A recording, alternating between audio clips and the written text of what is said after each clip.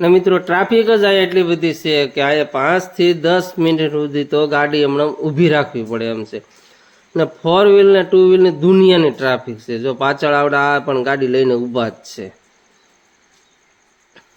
તો ફાઇનલી આપણે પહોંચી ગયા છીએ પહેલા પોઈન્ટ ઉપર ને જો આ ગાડી ચડાવે છે પણ હવે ગાડી ચડે એવું લાગતું નથી. જો આ છે મહાન સંત શાંતિરામ બાપાની જગ્યા. નમસ્કાર દોસ્તો, કેમ છો બધા? મજામાં? તો મજામાં જ હશો. તો હું છું તમારો દોસ્ત MJ ચાવડા અને MJ ચાવડા બ્લોગ્સની અંદર તમારું સ્વાગત છે. તો આજે હું તમને એવી જગ્યાએ લઈને આવ્યો છું કે તમને એમ લાગે કે ગાંડી ગીરમાં આપણે આવી ગયા હોય એવો તમને નજારો જોવા મળે. તો હું તમને બતાવું અને પહેલાં તો તમને હું જે આવવાના છીએ આપણે એ જગ્યા જ બતાવી દઉં કે કમળાઈ માના ડુંગરે. ને અહીંયાથી તમે દૂરથી તમે જોઈ શકો છો કે આવો દેખાય છે અને વાદળાનો નજારો પણ ત્યાં વાદળું ઉતરી ગયું હોય એવું તમને દેખાય. ને અહીંથી તમને હું લઈ જાઉં તો આ બાજુ છે મોરારી બાપુની જગ્યા. તો એ તમને હું બધું ઉપરથી બતાવીશ અને ત્યાંથી તમને એક એક પોઈન્ટ સમજાવીશ કે શું છે શું નથી. તો વિડીયોમાં એન્ડ તક બના રહેજો. જો અમારા હિંમતભાઈએ ઉડાન આપી દીધી છે અને અહીંથી કરી દઈ શરૂઆત.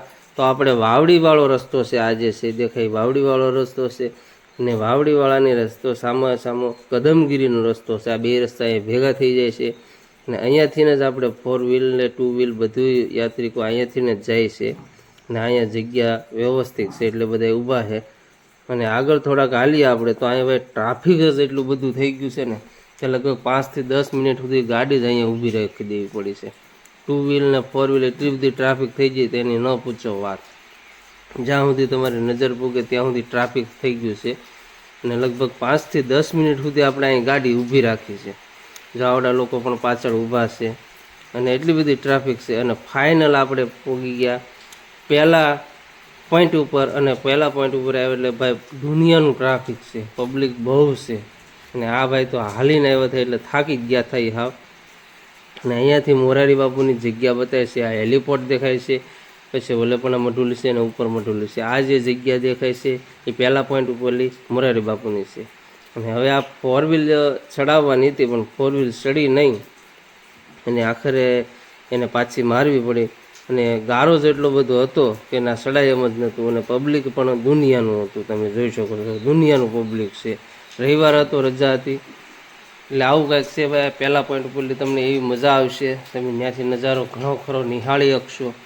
અને અહીંયા શ્રદ્ધાળુ પણ દુનિયાના આવે છે અને રવિવાર હોય ત્યારે તો અઢળક આવે છે અને આ નજારો જોવા માટે જ આવે છે. ગાંડી ગીરનો નજારો તમે જોઈ શકો છો કે તમને એમ મગજની અંદર મનમાં એમ થાય કે નહીં ભાઈ આપણે ગાંડી ગીરમાં આવી ગયા છીએ. અને આ જે તમને દેખાય છે ને એ મહાંત સંત શાંતિરામ બાપુની જગ્યા છે. અને પહેલા પોઈન્ટથી તમે જોવો એટલે અહીંયાથી એવી જગ્યા બતાય છે. અને હું તમને બીજો નજારો દેખાડું તો બીજો નજારો અહીંથી એવો છે કે ભાઈ આ જે તમને ઝીણું ઝીણું બતાય છે ને એ એક ગામડું છે.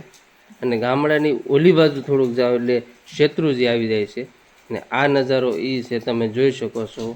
આ બીજા પોઈન્ટ પાસેલી ઉતારેલો છે નજારો. અને તમને એમ જ થાય કે નહીં ગાંડી ગીરમાં જ આવી ગયા આપણે, એવી તમને લહેરખી જ એવી આવે જો. એટલે આ જે છે ને એ તમને કીધું કે પહેલા પોઈન્ટની જ જગ્યા છે.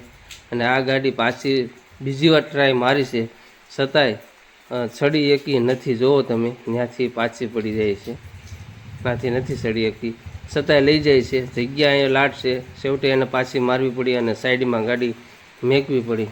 અને આપણે એમ થાય કે માઉન્ટ આબુમાં આવી ગયા હોય એવું તમને નજારો લાગે. તમે જોવો કે વાદળા હાવ હેઠા આવી ગયા હોય અને એ ધીમો ધીમો વરસાદ ચાલુ હોય અને વરસાદનો માહોલ જામ્યો હોય અને તમને આનંદ આવે એવો આનંદ અહીંયા આવે. ને આ જે તમે જોવો છો ને એ બીજો પોઈન્ટ છે કે ત્યાં ભોજનાલય એટલે કે દર વખતે ભોજન હોય ત્યાં. એટલે ત્યાંથી પછી આગળ હાલો એટલે હવે આપણે આવી ગયા છીએ કમળાઈ માતાજીના મંદિરે. તમે જોઈ શકો છો કે અહીંયાથી કમળાઈ માતાનું મંદિર આવી ગયું છે. ને ત્યાં આપણે ત્રીજા પોઈન્ટે ચડશું એટલે ત્યાં આ ત્રીજા પોઈન્ટે આવ્યા એટલે તમને બધાને ખ્યાલ હશે ઘણા ખરા કે આ જે પોઈન્ટ કહેવાય છે એ સેલ્ફી પોઈન્ટ કહેવાય છે. કે અહીંયા બધા દરેક માણસો દરેક ફોટા પાડતા હોય છે, વિડીયો ઉતારતા હોય છે. તો એ રીતનો આ સેલ્ફી પોઈન્ટ છે. અને અહીંયા તમને એવો આનંદ આવશે કે ન પૂછો વાત. તમને ચારે બાજુનો નજારો તમને દેખાડી દઉં કે નજારો કેવો છે. બહુ જોરદાર જગ્યા છે, ફરવાલાયક જગ્યા છે. અને હવે આપણે ખરેખર દર્શન કરી લઈએ પહેલાં માતાજીના, અને પછી આપણે આગળ વધીએ. તો હવે આપણે દર્શન કરવા જઈએ છીએ. તો દરેક મિત્રોને વિનંતી કે કમળાઈ માના દર્શન કરી લ્યો. એટલે બધાને જે નો વિડીયો જોયો એને શેર પણ કરજો, જેથી કરીને કમળાઈ માના દર્શન કરી શકે. આ વસ્તુ એવી છે કે આ નજારો આ સમયે જ જોવા મળે તમને. અને આ આંબલી છે, આંબલીને એવું હાસ છે કે એક તીરખી પણ કપાતી નથી ને એ મંદિર એની માથે લઈ લેવું પડ્યું પણ તીરખી ન કપાણી. ને આ જે નવા મંદિરનું નિર્માણ થયું છે બાજુમાં, એ મંદિર છે, આખું આરસનું મંદિર છે ને નવા મંદિરનું નિર્માણ કર્યું છે. એટલે આવું બધું છે ભાઈ, જોરદાર છે. તમે આવો ક્યારેક કમળાઈ માના ડુંગરે, એક હોળી હોય ત્યારે તમે આવી શકો. અને એક આવા નજારામાં અવર જવર માણસો ચાલુ જ હોય છે. આ બધો એનો નજારો છે. તમને અત્યારે બતાવું ને તો સેલ્ફી પોઈન્ટ પાસેનો જે એક જગ્યા છે ત્યાંથી આવો કંઈક નજારો દેખાય છે. તમે જો વાદળા ઉતરી ગયા હોય ને હેઠા, એવું તમને લાગે. અને માઉન્ટ આબુ ઉપર ઊભા હોય એવો તમને ફીલ થાય. જો અંદર તમે જોવો ને અત્યારે તો આ જે દેખાય ને ગૌશાળા છે, દૂર દેખાય ને ગૌશાળા છે. એની બાજુમાં તમે જોવો ને તો બધાય વાહન જે હાલતા ચાલતા વાહનો હશે એ તમને કેળા જોવા મળશે, વાહનો જોવા મળશે, એવું બધું તમને જોવા મળશે. તો જો અહીંયા તમને દેખાય ને એ વાહન હાલ્યા જાય છે, માણસો પણ હાલ્યા જાય છે, એ પણ તમને દેખાશે અહીંથી. તો ભાઈ આવું માથેલી કાંઈક સૌંદર્ય આવું દેખાય છે, આવો નજારો દેખાય છે. તો ચોમાસામાં ખાસ કરીને તમે વિઝિટ કરજો અને દર્શન કરવા આવજો માતાજીના. આ મોરેરી બાપુની જગ્યા મેં તમને બતાવી હતી, અહીંયાથી દેખાય. એટલે આવી બધી જગ્યા છે ને જોરદાર જગ્યા છે. અને ચા પાણીની એવી પણ વ્યવસ્થા છે. તો આ જે ઓફિસ ગણો તો એ છે, અને ચા પાણીનું સ્ટેન્ડ ગણો, ઓલું ગણો તો પણ એ જ છે. અહીંયા ચા પાણીની પ્રસાદી તમને મળી જાય છે અને બધા લે છે. તો જો આવી રીતનો નજારો કંઈક છે ભાઈ. એટલે તમે ખાસ કરીને ચોમાસાની રત હોય ને ત્યારે તમે આવજો, તમને મજા જ આવ્યા કરશે. અહીંયા તમને એમ થઈ જાય કે ભાઈ જન્નત જ અહીંયા છે. અને ઘણા ખરા તો બધા ક્રિએટરો અને આ બધા આવે જ છે, દર્શન કરવા પણ આવે છે અને ફોટા પાડવા પણ ખાસ કરીને આવે છે. એટલે નજારો જેવો હોય. જો સેલ્ફી પોઈન્ટનો નજારો તમે જોવો ને તો તમને એમ જ લાગે કે નહીં ભાઈ આપણે જન્નતમાં આવી ગયા છીએ. અત્યારે બધા ફોટા જ પાડતા હોય, જ્યાં ત્યાં ફોટા જ પાડતા હશે, બીજું કાંઈ નહીં હોય. ને અહીંયા કમળાઈમાંનું એક એવું પણ ઓલું છે કે ભાઈ કપાસી તમને પગમાં થઈ હોય અને કદાચ તમે કપાસીની માનતા કરો એને 5.5 શેર ઓલા કપાસિયા માનો કે પછી શ્રીફળ માનો તો તમને કપાસી દુખતી બંધ થઈ જાય. એ 100%ની વાત છે. એટલે અત્યારે જો હાવ ધુમ્મસ થઈ ગયો છે અને વરસાદ ધીમો ધીમો ચાલુ થઈ ગયો છે. તમને અત્યારે કાંઈ નહીં બતાતું એ વિડીયાની અંદર.